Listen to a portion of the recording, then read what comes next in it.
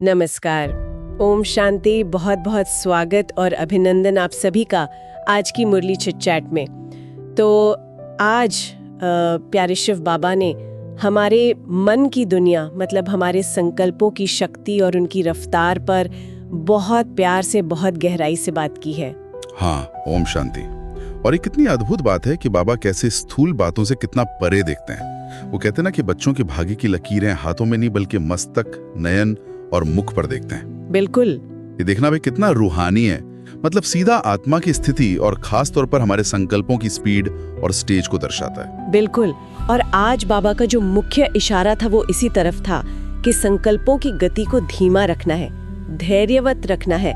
उन्होंने कितनी आसानी से समझाया, जैसे ज्यादा और जोर से बोलने से शरीर की शक्ति खत्म होती है, वैसे ही तेज रफ्तार वाले एक के बाद एक आने वाले संकल्प हमारी रूहानी एनर्जी को जैसे निचोड़ देते हैं। ये बहुत बहुत महत्वपूर्ण पॉइंट है। बाबा साफ करते हैं कि व्यर्थ संकल्पों की ये जो तेज रफ्तार है वो हमें कभी अपनी आंतरिक शक्ति का, अपने शक्तिशाली स्वरूप का अनुभव करने ही नहीं देती। सही बात है। ज्ञान के पॉइंट्स पता होते हुए भी आत्मा अंदर से वो खालीपन महसूस करती है। सचमुच ज्ञान का मनन चिंतन करने वाले संकल्प ही असल में एनर्जी बनाते हैं। हाँ। जबकि वो तेज और व्यर्थ संकल्प तो बस एनर्जी को खत्म करते जाते हैं। और बाबा ने ये भी एक इशारा दिया था कि हम कभी-कभी पुरुषार्थ की विधियों को, जैसे मैं मास्टर सर्वशक्तिमान हूँ का अभ्यास या मुरली पॉइंट्स को याद करना, इसे एक इंजेक्शन या ग्लूकोज की तरह इस्तेमाल कर लेते हैं। बिल्कुल, टेम्परेरी फिक्स जैसा। हाँ, ये तरीके कुछ समय के लिए शक्ति तो देते हैं, पर बाबा कहते हैं अगर संकल्पों की तेज गति का अभ्यास पुराना और गहरा है तो वो कमजोरी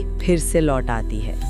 ये बात वाकई सोचने वाली है। इसीलिए तो बाबा इतने प्यार से हमारे मस्तक की रेखाओं को, मतलब हमारी आंतरिक स्थिति का रिजल्ट देखकर हमें फिर से श्रीवत की याद दिला रहे हैं जी। कि संकल्पों की गति बहुत तेज ना हो। जैसे मुख के लिए बाबा कहते हैं ना, कम बोलो लेकिन समर्थ बोलो, मीठा बोलो। हाँ बिल्कुल। ठीक वैसे ही मन के लिए मार्गदर्शन है, कम सोचो पर जो सोचो वो आवश्यक हो, शक्तिशाली हो, सिद्धि स्वरूप हो। सच में बाबा ने संकल्प को इस नए मर्जीवे जन्म का सबसे खास खजाना बताया है। हमारी मुख्य एनर्जी। जरा सोचें, सिर्फ एक शुद्ध संकल्प, मैं शरीर नहीं आत्मा हूँ, इसी एक संकल्प ने हमें कौड़ी जैसे जीवन से हीरे तुल्य बना दिया। बिल्कुल। मैं प्यारे बाप का वारिस हूँ, इस स्मृति ने हमें मास्टर सर्वशक्तिमान का अनुभव कराया है। तो ये संकल्प ही तो हमारी असली पूंजी है। और दूसरी तरफ व्यर्थ संकल्पों के लिए बाबा ने जो मिसाल दी है, बट का जंगल मतलब बांस का जंगल, वो कितनी सटीक है। हाँ, वो जंगल वाली बात। हाँ, कि ऐसा जंगल जो बिना लगाए खुद ब खुद बढ़ता जाता है, घना होता जाता है, फिर उसकी डालियां आपस में टकराती हैं, रगड़ खाती हैं और आग लग जाती है। हाँ, और क्रोध या किसी न किसी विकार की अग्नि पैदा करके खुद को ही भस्म कर देती हैं। व्यर्थ संकल्प सचमुच ऐसे ही हमें अंदर ही अंदर परेशान करते रहते हैं। इसलिए उनकी गति को धीमा करना, उन्हें धैर्यवत बनाना कितना जरूरी है। बाबा हमें साधारण पुरुषार्थी नहीं बल्कि महारथी बनते देखना चाहते हैं। महारथी मतलब जिनके मुख से सदा या तो महावाक्य निकले या आशीर्वाद के बोल।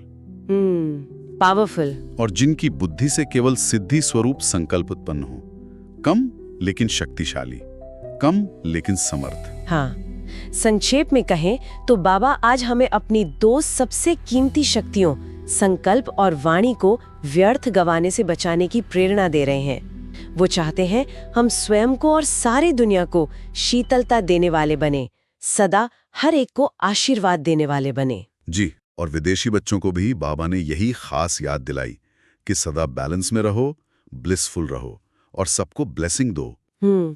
इससे हर कर्म स्वतः ही कला बन जाएगा और स्वसेवा और विश्व सेवा का संतुलन भी बना रहेगा। तो आज प्यारे बाबा की शिक्षाओं का सार यही है, अपने संकल्पों की ट्रैफिक को धीमा करें, उन्हें व्यर्थ से समर्थ और शक्तिशाली बनाएं।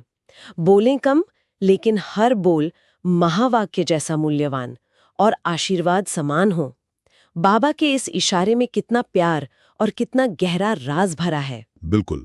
और ऐसा करने से ही हम सदा चिंता मुक्त, मतलब बेगमपुर के बादशाह बन सकेंगे, स्वयं भी शीतल रहेंगे और सर्व को शीतलता की किरणें देंगे, पूज आत्मा की स्थिति का अनुभव करेंगे, बाबा हमें कितना ऊंचा भाग्य बनाने की कितनी सहज युक्ति बता रहे हैं। ऐसे श्रेष्ठ रेखाओं वाले महान और देव आत्माओं को, पूज्य आत्माओं को बाप दादा का बहुत बहुत याद प्यार और नमस्ते।